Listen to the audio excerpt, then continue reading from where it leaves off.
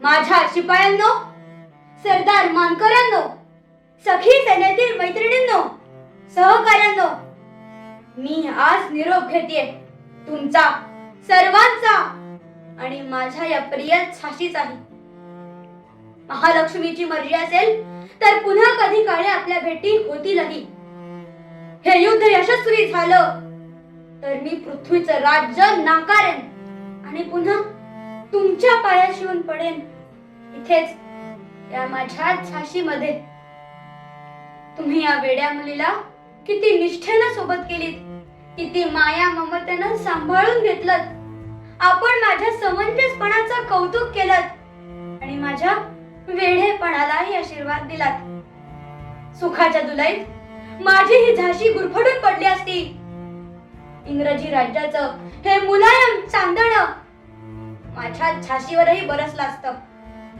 म्हणून सोन्याच्या पिंजऱ्यात आपलं स्वातंत्र्य गमवायचं का? ही जाळपोळ, हा संहार, सारं काही टळलं असतं. माझ्यामुळे घडलं हे सगळं. मला दुःख वाटतं, पण मला पश्चाताप होत नाही. पृथ्वीवरची कोणतीही शक्ती माझा वज्र संकल्प मोडू शकणार नाही. म्हणूनच मी ही झाशी सोडून चालली आहे, ही लढाई पुढे चालू ठेवण्यासाठी. कालपीवरती स्वराज्याचा भगवा फडफडतोय, तो मला हाक मारतोय. म्हणूनच मी माझ्या लाडक्या बाळाला पाठीशी बांधून इंग्रजांची फळी तोडून पुढे जाणार आहे.